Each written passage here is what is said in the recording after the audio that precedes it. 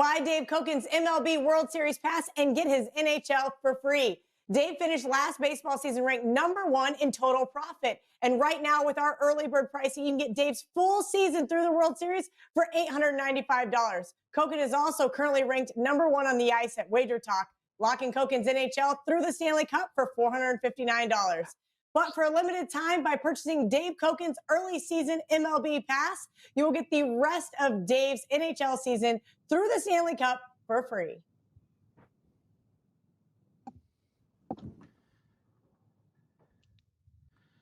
All right, guys, Monday Fun Day. Welcome in. Another edition of the College Basketball Tip-Off Show. It is powered, of course, by WagerTalk.com. Hope it was a profitable March Madness weekend for you. If not, well, we've got a couple of games here we're going to talk about on the slate today. We're going to break them down. Those games will include LSU, Michigan. We'll talk Colorado and Florida State, also Maryland, Alabama, and the Trojans, USC, taking on KU. So we'll go ahead and break those games down for you here, and we'll do it with three of the absolute finest, just like we have all season long. Brian Leonard here in the house, as is Dave Koken. And, of course, the man downstairs, that is Ralph Michaels. Take a look at the Twitter handles, guys. Always a good follow there. At B Leonard Sports, at Dave Koken, and at Cal Sports LV. Brian, we're going to get into some baseball with you, obviously, a little bit later here. Great opportunity for you guys to hop on with Brian and Dave, for that matter, when it comes to baseball. But talk to me, how I know you've been really profitable in the NHL. Here we are, college basketball. How was your weekend? And what do you got up for $9 Monday at Wager Talk? Yeah, it's been a decent weekend. Nothing major. I was disappointed I didn't have any plays in hockey yesterday, but I do have a couple up today. I also have a free hockey play over at Wager Talk and one college basketball play in the tournament for today. 4-3 in the big dance thus far, squeaking out a profit. Disappointed that I didn't have Oregon today, but now passed on that game. But it's been 50-50. No hot streaks, no cold streaks. But I'll take it. Nothing wrong with that. You ain't going the other way, that's for sure, guys. And yeah, Oregon, as of taping right now, guys, if you had the over in Oregon, you're probably going to be really happy here today. Dave, we saw Kelly there to start with. Talk about a great opportunity, not only for your NHL, but for your Major League Baseball season. Yeah. Kelly did a great spot for me. I appreciate that.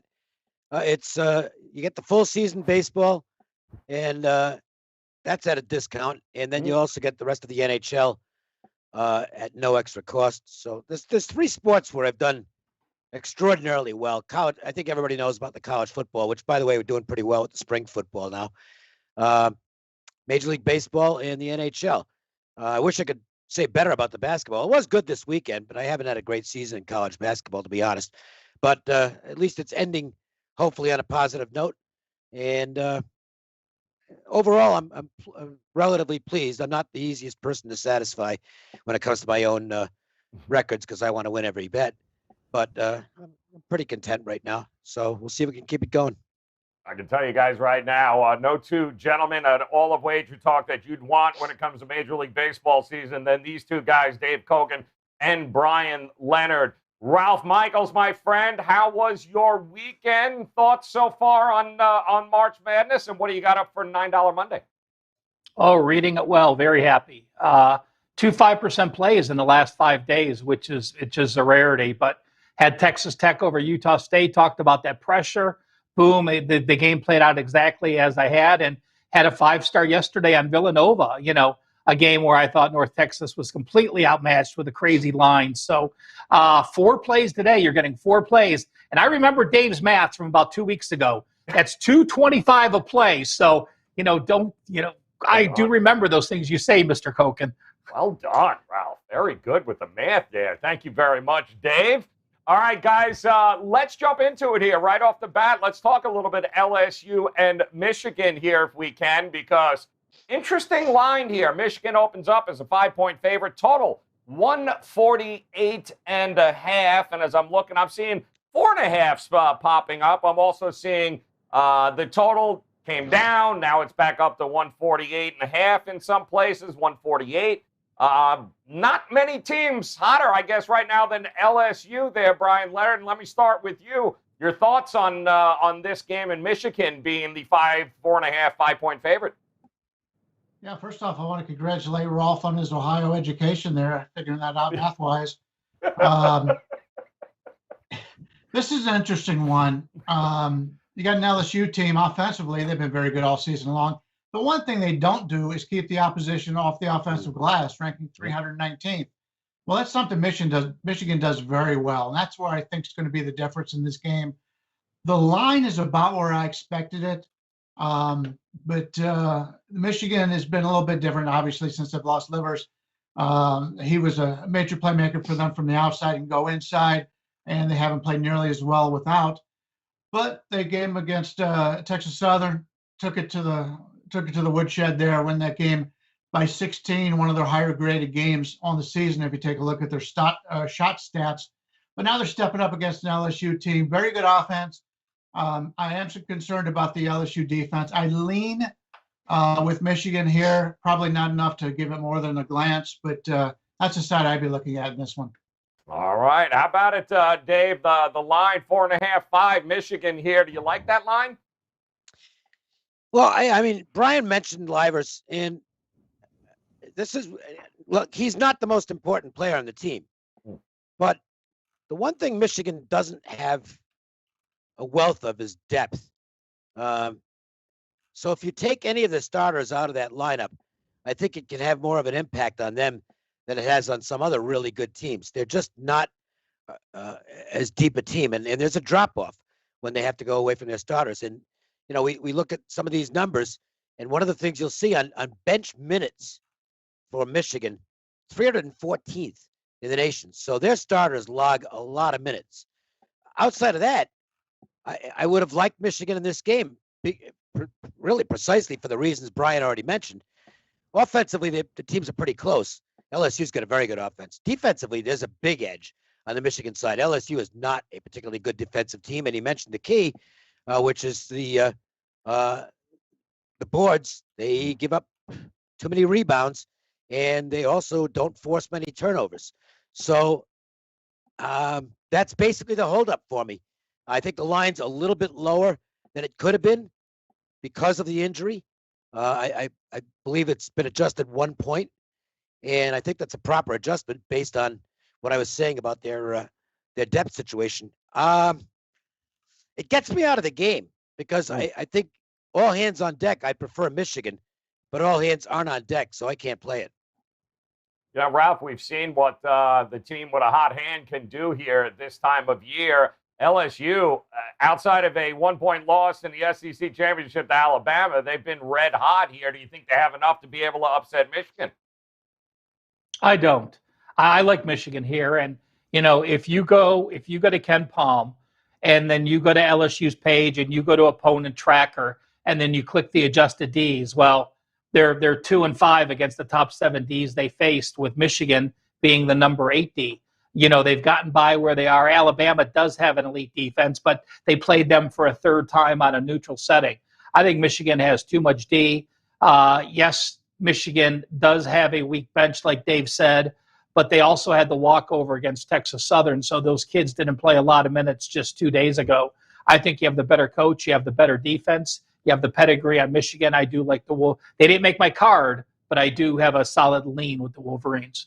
All right, Michigan and LSU are going to tip off tonight. 7:10, guys, 7:10. That's the East region. We're going to move over to the only pick'em game on the card here today, and it's been going back and forth between USC and Kansas. Back and forth. Total is 136. That's what it opened up with. I'm seeing 135s here in a number of spots. So, Dave, it is a pick'em. Is it not in your mind, or you think one team has an edge? Checking my numbers, I made it Kansas 2, but I don't like my number in the game for a couple of reasons. Number one, it appears as though my numbers might be off on some of these Pac-12 teams. I mean, you got to look at what's going on in this tournament so far. They haven't lost a game yet. That's going to continue from all appearances today in this matchup between Oregon and Iowa. It's an 18-point lead as we speak with 6 minutes to go. So I think you can safely say that the Pac-12 will remain perfect here. And that to me is an indication that a lot of us might have underrated this conference. I think the Pac-12 had won, 4 games or 5 games total in the last 2 NCAA tournaments. There wasn't one last year, obviously. And this year, they've already surpassed that in the first round. So maybe USC is better than I thought, and that worries me. I don't trust my number in the game. Kansas was okay in their first game. They did not play a good first half, settle down. Probably should have gotten the cover in the second half, but last basket went in for the other team and they didn't cover. But they were good in the second half. But I tend to think my opinion is better than my number here, and my opinion is USC. Ralph, outside of Baylor now, Kansas is the last hope for the Big 12 in this matchup here. Did they shake the rust off in the first game, do you think, in order to be able to beat USC here?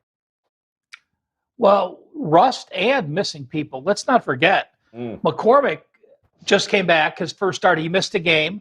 He came back against Eastern Washington. They wanted to limit it to minutes. They needed to play him more. Jalen Wilson, who started the first 25 games of the season, has missed the last couple because of COVID tracing. He'll be back as well. Wilson's 6'8". They're going to need those two for the bigs of, obviously, the brothers of USC. With them back, with them healthy, I do have the game pick. I do tend to lean with who I think is the better coach with Kansas here. And although we're off a couple, Kansas was in a track meet against Eastern Washington. They were a much faster paced team. I think we're actually getting a little value with the under here. Both teams want to make those extra passes to try to get the ball inside to the bigs. Both teams are off those in those second games in the bigger arenas. Slight opinion, Kansas. Stronger lean on the under tonight. Brian, your opinion, what is Kansas' best strength? Their defense? And if so, you're looking at a spread here, or are you looking at a total in this game? Yeah. Take a look at what USC does. Is they're very good in the paint defending the 2-pointers. I believe they're number 2 in the country in that regard. And you try to find what Kansas is offensively. And this isn't your typical Kansas team. You take a look at 3-pointers. They rank 147th. 2-pointers, 184th, right in the middle for free throw shooting. So they're not a very good offensive team. And if you can't get to the basket based on this USC defense, they're going to have problems. They're 80th in offensive rebounding percentage, which isn't bad, but that's not going to get it done here. Kansas offense has just not been good this year. Defensively, they're very good. Adjusted defensive efficiency, 11th in the country. But I like USC here. Dave talked about we have probably underlined the Pac-12 for the most part, probably. But keep in mind, these are still small sample sizes. But I agree with Dave. I think coming in, the Pac-12 was an afterthought because they have been for how many years in this tournament. Right now, it looks like for the first time in a long time, at least I think Baylor can make the difference. Somebody on the West Coast may be pulling in the national championship, and you don't see that. It's always the East Coast or the Midwest. Once you get past Mississippi, it's all losers going west. So I like USC here. I think they're the better team. My line has them by about a 1-point favorite. So we're not getting any value there. But based on what's been going on in the Big Ten and the Pac-12, we're seeing some line movement today in those games, and they're fading the Big Ten now that Iowa's shit to bed this morning, and Pac-12 is doing really well. So keep in mind, a lot of that is based on your assumption that A is better than B is better than C. Doesn't always work out that way, but today that's where the money's going. All right, there you go, guys. Now the game we're going to take a look at will be Alabama, Maryland, but I do want to just remind you guys right now, great opportunity all week long at wagertalk.com. In fact, go ahead and grab yourself, how about 30 days of all access? Any handicap you like, every one of their selections for the next 30 days, Just $1.99. All you got to do is head over to wagertalk.com, visit Dave, visit Ralph, visit Brian's page. All week long, the opportunity to lock in 30 days, all sports, all plays, just $1.99 at wagertalk.com. All right, let's talk about it. Maryland taking on Alabama opens up as a 4.5 point. I'm seeing 5.5s, even some 6s right now in favor of Alabama. Total was 137. I'm seeing a bunch of 138, 138.5s. And Ralph, I'm going to come to you. Maryland did a fantastic job there against UConn on Saturday, but do they have enough defense? Do they have enough offense to compete with Alabama in your mind? I just wanted to follow up on Brian's plays. He talked west of the Mississippi. The only two teams west of the Mississippi since 1997, Kansas in 2008 and Arizona in 1997. So really Arizona, the only West Coast team to win it. And again, that was 1997. Maryland had a great game. Maryland had a game they played out their ass. They were 9 of 18. They shot 50% from 3-point. They have not made in any game this year more than 44%. So you're talking about a team that overexceeded. They played a UConn team that played them physical. All Maryland starters, all 5 starters played 33 to 36 minutes. Bama walked through. 8 players, nobody played over 20 minutes. Maryland, those 3 points, guess what? Bama's number 7 in 3-point defense. When you look at the Terps, top 12 defensive teams they played, as far as 3-pointers are concerned, 2-10 against the spread. This is an actual client play for me. This is my show's best bet, Bama. He's going Bama. All right, Brian, how are you going to approach this game, my friend? You think Maryland's got enough in the tank to hang with them? Yeah, I'm afraid I'm going to have to agree with Rolf here. You take a look at Maryland. They are 327th in the nation offensive rebounding percentage. So they get one shot at the basket. Out of every game they played this year, only once did they have a better offensive rebounding percentage than the opponent, and that was against St. Peter's all the way back on December 4th. This is a team that just cannot – they've got to be able to score in the first time because they cannot look to get second shots.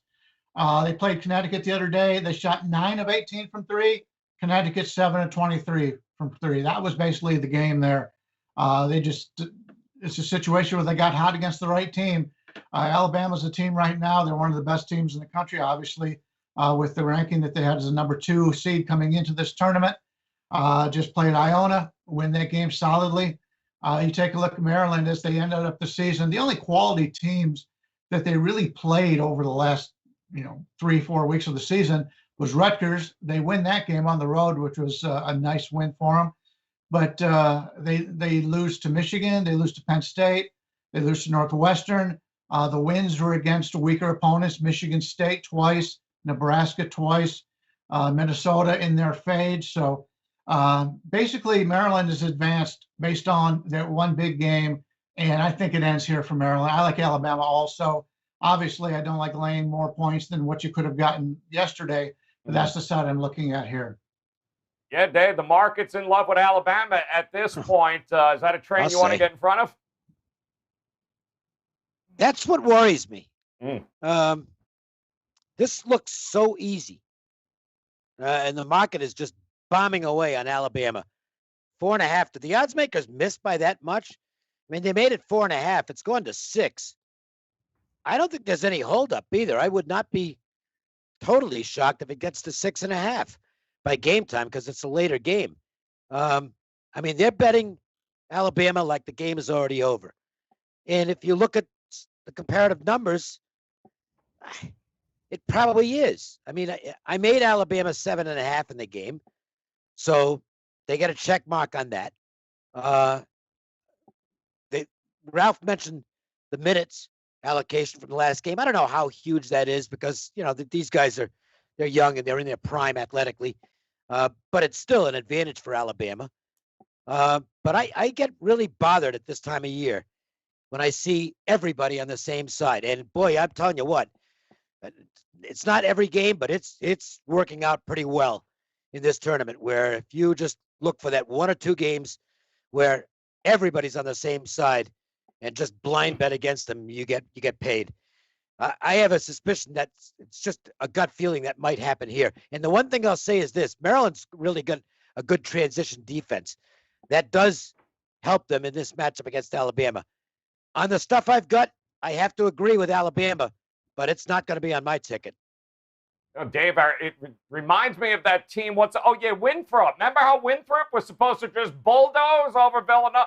Yeah, there's another one today that I'll tell you about as when I get to my best bets, and I'm, I might not get paid, but I'm going to tell you at least I'm going to be in the minority in this one, and I don't mind that a bit when we get to the best bet.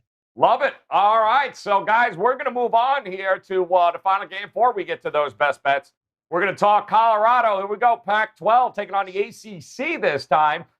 Florida State opens up as a 2-point favorite here. I'm seeing 1.5s in a number of places now. Also, the total 140.5. So we're seeing that rise. And Brian, let me come back to you here, my friend. Pac-12, don't get in front of them, or do we, when it comes to Florida State? How you going? Well, you gotta keep in mind, anytime you've got a game in this price range, got to take a look at the free throw shooting. And the Buffaloes are number 2 in the country, 82.3%, which is amazing this time of year. Obviously, playing 31 games to be able to shoot that well means you've got a pretty good shooting team. 19th in the country in three-point shooting. This Colorado team's been very solid. That loss to Oregon State in the Pac-12 final doesn't look nearly as bad now as it did just a week ago. Georgetown was a team that Dave talked about, and a lot of people have talked about, that a team that a lot of people were on going into the tournament, and they crushed them by 23.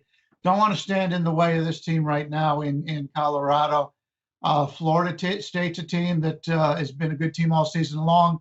10th adjusted efficiency offense, 31th defense. They're a team that is very good, but I think Colorado right now is the team I prefer to bet in this game. It's not going to be on my card, but I think there's a slight bit of value on Colorado here. They're an underdog of 1.5 points. All right, there you go. Dave, how about it over here? Which team do you favor in this matchup? I actually made Colorado 1 in the game. So it's, look, it's a toss-up. But again, not to beat a dead horse or a live horse in this case, but the Pac-12 is playing great basketball. Brian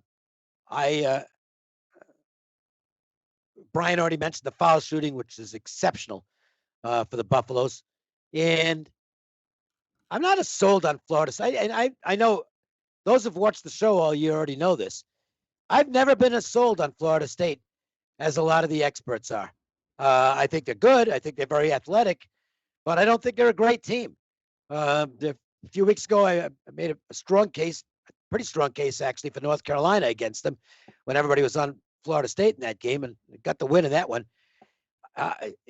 This almost made my card. It's probably my 3rd game today. I didn't bet it, but I lean to the Colorado side. I think they should be the favorite here by a point. So a little bit of value on that side. And when push comes to shove, I think I'll take Boyle over Leonard Hamilton, who to me is a guy you can beat in tournaments and in close games. All right. Well, Ralph, according to our friends from Ken Palm, this is the thrill game of the day. This is the one to watch. Colorado, Florida State. How do you have it going down? Yeah, well, all I know is that Boyle probably watched the show back on like February 18th, and Dave Koken said, why the hell isn't he running them more? They have such an athletic team. Well, Guess what? They finally freaking ran against Georgetown. But, I have to play against an anomaly. When you make 16 3-pointers on 25 shots, that's amazing.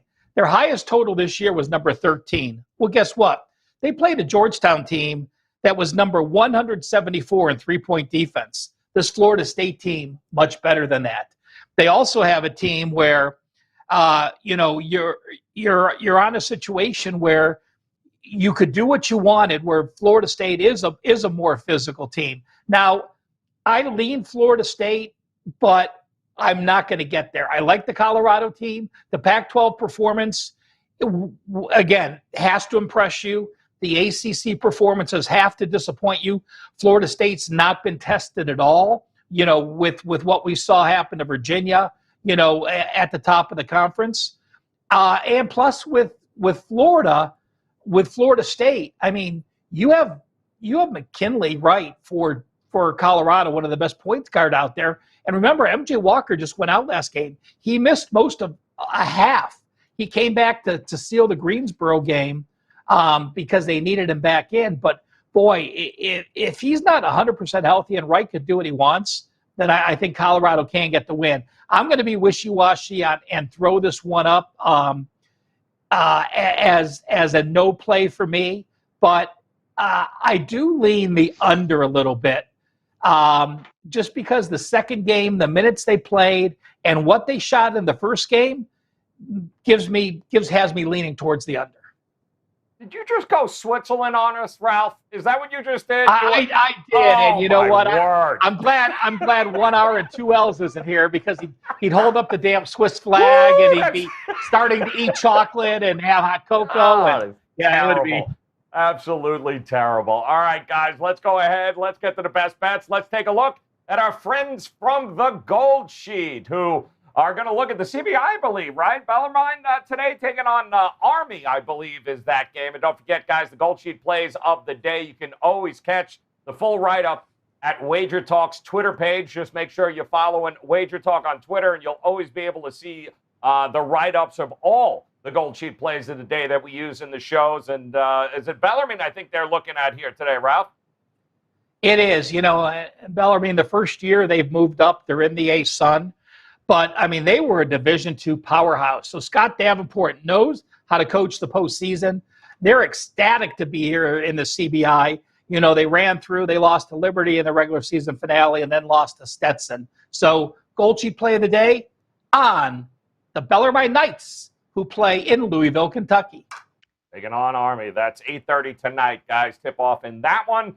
All right, best bet time here. We're coming to you first there, Brian Leonard. Talk to us, my friend. Where are you going here on the card? I'm going to take the Wildcats of Abilene Christian. They were good to me the other day against Texas. That was one of our plays. They win that game 53-52, an exciting shootout. In that game, they shot 17 of 49 from two-pointers, 3 of 18 from three-pointers, and they won. This is a team in Abilene Christian. They're number 1 in the country, forcing turnovers defensively. That's something UCLA does very well. They control the ball pretty well. They're pretty good in not turning the ball over. Abilene Christian's 41st in three-point shooting, 13th in defending the three-pointer. When you take a look at UCLA, this is a team, obviously out of the Pac-12. We talked about this before. But I think the line is going up to a peak, and I'm not a big UCLA fan. It's one of the lesser teams in this conference that made the tournament, if you ask me. They'd lost 4 straight games coming into the big dance. They had to go to overtime to beat Michigan State, who we know isn't very good. Then last time out against BYU, BYU shot 3 of 17 from three-point range. If they hit half of those, this is a totally different ball game. Rolf was just talking about teams coming off of a bad shooting or a good shooting day and trying to get back to the normalcy of that and look for that in the next game. I think we have a situation here where Abilene Christian has the offense to be able to shoot on this UCLA team. And to me, the line is too high. UCLA, I want to fade, and we're getting a team. Like I said, they were able to win shooting terrible against a pretty good Texas team. So I'll take the underdog here, and hopefully we get him in the Sweet 16. All right, love it. Abilene Christian it is. All right, Dave, I can't wait to hear, my friend. Well, it sounds like everyone's going left, but you're about to go right. Talk to us. Yeah, Ohio U versus Creighton. The market is heavily on the Bobcats here. I've got 2 different sources where I can get ticket and money counts. One of those is free of charge to everybody, because if you check out the live odds page at Wager Talk, you've got one of the things that's on there is tickets and money. And looking at theirs, Ohio, 77% of the tickets, 69% of the money. The other source I have, about 70% of the tickets on Ohio. I've never had a problem going against public dogs. Public falls in love with underdogs at times, and there's a reason they're underdogs. Ohio is, look, they've been really hot down the stretch. Did a great job in the MAC tournament. did a terrific job in round one, but a little bit of help as Virginia was completely disjointed. They hadn't practiced. They had one practice going into that game, and they just weren't ready to play, quite frankly. So I'm taking away a little bit from the Ohio win. Also, Creighton, you can make the argument, wasn't very impressive in their win. They were lucky to advance. If the kid doesn't take a sideways route to the basket, Santa Barbara probably wins that game. But the fact is, they did beat Santa Barbara by one. And I will tell you that on my numbers, UC Santa Barbara is about 3 points better than Ohio. Santa Barbara is a really good team. I think Creighton is the right side here. Unless they're distracted, I think they're going to be able to do what they want offensively in this game. Ohio's not a real good defensive squad. I like the favorite. It did make my card today. I'm playing Creighton minus the points. All right, there you go. Ralph, how about it, my friend? Where are you going here on the card today? As I said when we broke down the game, I'm going with Big Al and Roll Tide. Oh, rolling Tide, Alabama it is. All right, I think this game comes down to a final possession. I like LSU plus the points. Keep an eye on the kid Cam Thomas there, the freshman guard from LSU. Pretty darn impressive what he did against the Bonnies there, especially after not starting off the game great. Let's look at the best bet recap one more time for you. Ralph Michaels going with Roll Tide, laying the 6. Dave's going Creighton, lay the 5.5. Brian loves Abilene Christian here, +5 in that one. I'm going to LSU +5, and our friends from the Gold Sheet, Bellarmine, laying a 1.5 in their matchup against Army here tonight. Just a program note here, guys. We will be off the next 2 days here. We'll be dark for you as we get ready, of course, back on Thursday there to handicap all the action that's about to come this weekend in the Sweet 16. It's going to be nuts.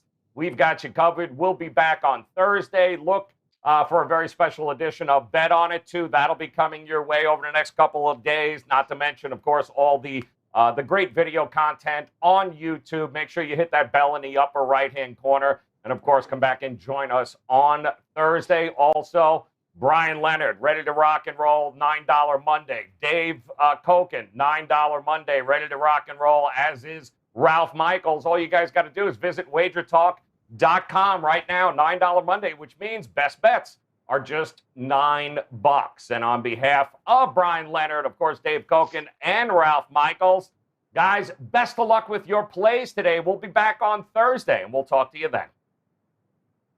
Are you ready for baseball? The 2021 MLB regular season begins on April 1st and goes all the way through the World Series in November, giving fans over 200 days of baseball action. To help you have a profitable baseball season, WagerTalk has taken our top 2 handicappers and combined them in an amazing combo deal.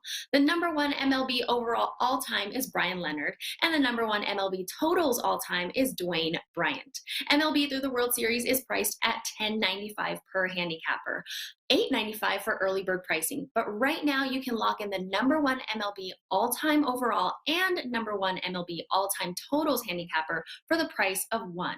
Lock in both Brian Leonard and Dwayne Bryant's baseball selections through the World Series in November for only $8.95.